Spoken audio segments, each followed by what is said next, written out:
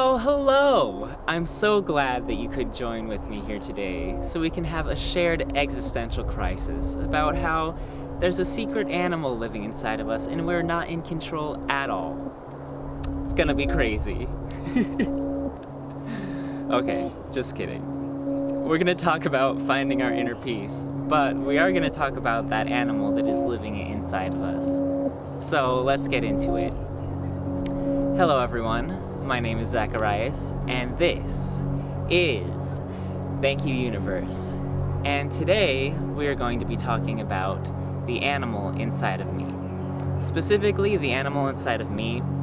There is the spirit of a velociraptor living inside of my chest, and it just gets really hungry all the time, and it's kind of hard to deal with. So if you know any dino exorcists, could you just write down in the comments? Let me know, help me out.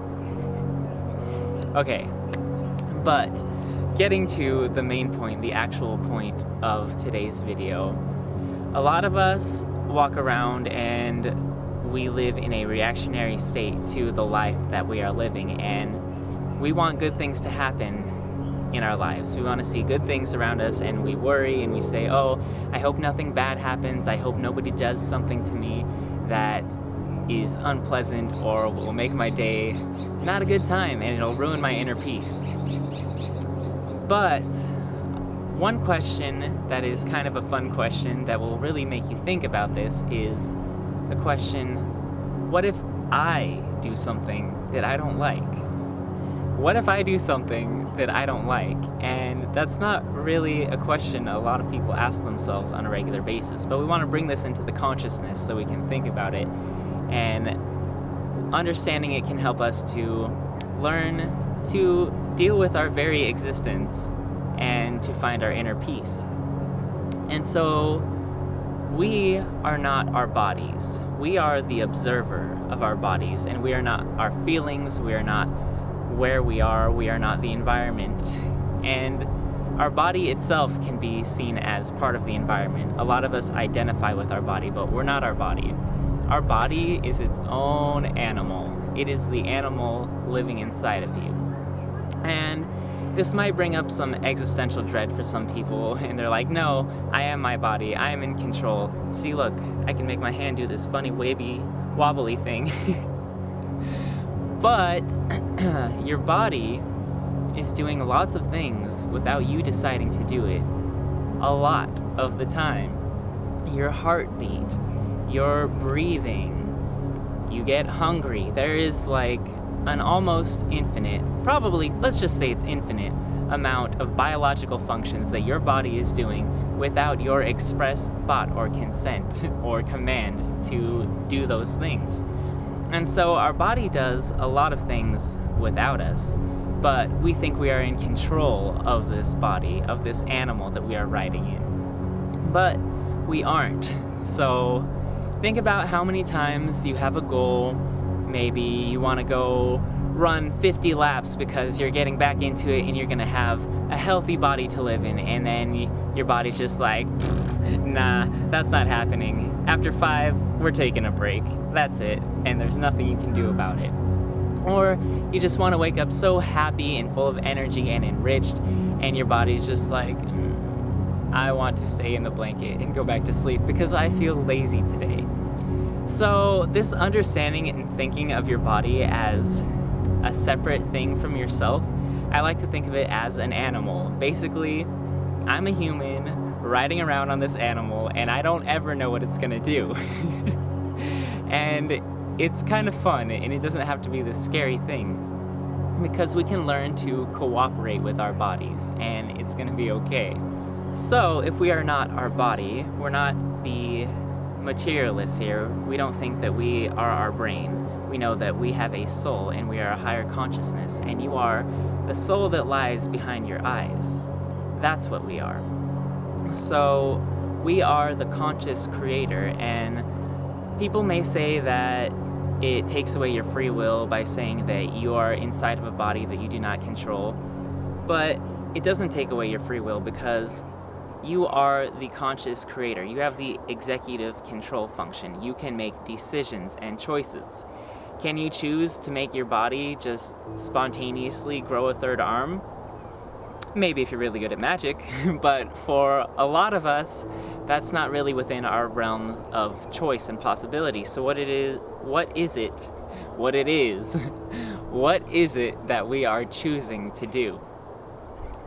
What is the choice that we have as this conscious creator of our reality? Since we don't control our environment, we don't even control the very body that we live in, we're just riding around on this crazy animal, we choose how we respond to it.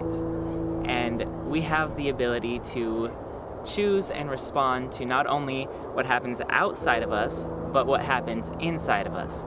So if you're having pain in your body, let's say, that is not a voluntary choice, but the choice comes with how you respond to that pain.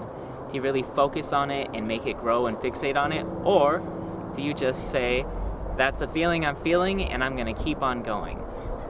So this is really the missing piece for me that I was trying to figure out, and I couldn't quite put it into words, but now I am putting it into words, is that I promote and I try to encourage people always being positive and taking responsibility for their lives and saying that even if things that happen outside of me go awry, I'm still going to keep at it and keep pursuing my goals and be a high vibrational manifesting being.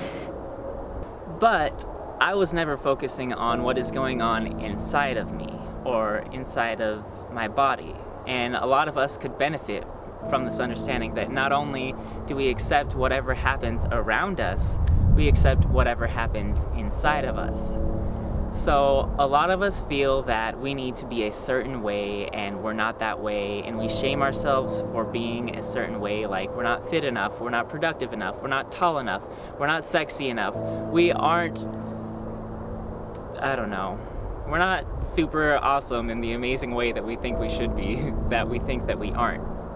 And so we have this way of living in shame, and a lot of us go about our day-to-day lives thinking we need to be better and we need to be someone other than what we are.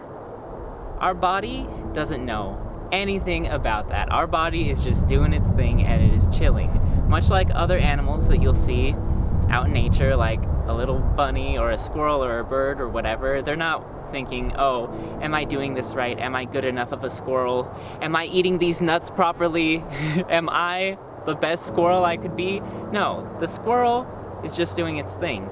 And like the squirrel, your body is doing its thing. But your mind and your body are interconnected, so you have to learn to get along. And the best way to do this is to accept your body 100% and whatever it happens to do. And you have to ask yourself, what if I do something that I don't like?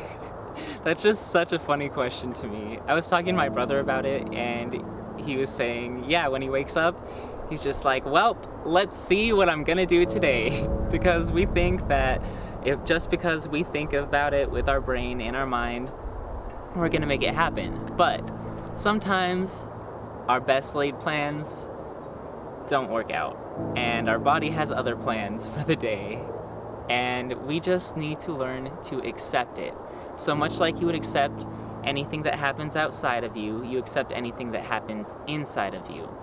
And if you can change it, if you can use your determination and willpower to do something about it, then do it.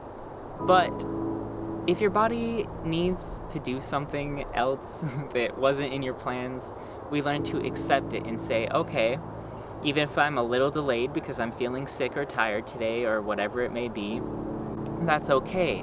I'm not going to let it get me down. I'm still going to pursue my dreams and be a bright, happy little goldfish in this wonderful ocean of life. And I'm going to manifest my dreams and achieve my goals despite what my body might be doing. And we don't need to shame ourselves, and we don't need to feel bad because we don't perform in a certain way. If we can't do a million jumping jacks and a backflip, we don't need to beat ourselves up over it. It's like Shakespeare said, right? The world is a stage, and each of us is a player playing a part on the stage of the world.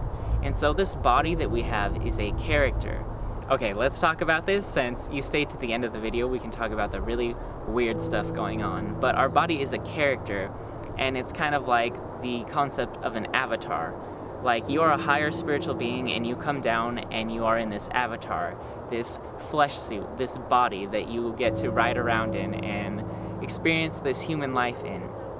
And some people, in their spiritual understanding of quantum physics, which I really like this, I don't know if I believe it 100%, but it resonates, so let's just say that it's cool to talk about. They believe that our soul is quantumly entangled to our body. So when things are quantumly entangled, they are connected no matter what the distance is, no matter what's between them, and when one thing affects it, it affects the other thing. So your soul is having all of these experiences through what we could call quantum entanglement into your body. So it's kind of like, some people wonder if this reality is a video game and if we're really even here, if it's a simulation. So you can think of it kind of like, maybe we are the aliens playing this video game called being a human, and so we are this higher dimensional alien or spiritual being or whatever you want to think about it, and we are put in this body to have an experience. And so we're just experiencing everything that life has to offer in this particular reality as a human. And so we don't need to regret it, and we don't need to think that we need to be a better human or a different character, or I wish that my body was like someone else's body. I wish that I was a different character. Learn to understand and embrace this character and embrace your human experience, and just learn to accept it 100%, because that will bring you true inner peace. Accepting who you are, the character that you are, which particular avatar, which body you have. And yes, you can do things to change your body and improve it, but it's still going to be your body, and it's never going to be anyone else's body. And you can pursue your goals and strengthen and improve your body in ways that you desire. But remember to accept your body, and it is the best body it could possibly be, and that is the character that you are living in this particular life. So just take peace with that. You are experiencing this particular version of yourself because we are all connected as one divine consciousness, and we are simply the universe experiencing itself. So don't regret the experience that you're in right now. Embrace it and enjoy it and have as much fun with it as you possibly can, because this reality is crazy and you are riding inside of this meat suit that is a human, and it's kind of funny, right? And it's kind of fun. So we can learn to embrace it. And with all of that said, I would like to leave you with some poetry that I really enjoy by a poet named William Butler Yeats. And I just think that this poem encapsulates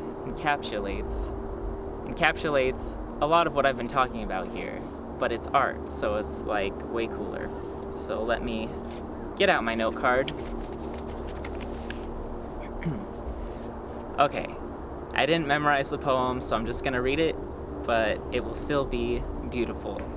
Oh, the poem is called Sailing to Byzantium by William Butler Yeats, and this is just an excerpt from it. It's not the whole poem.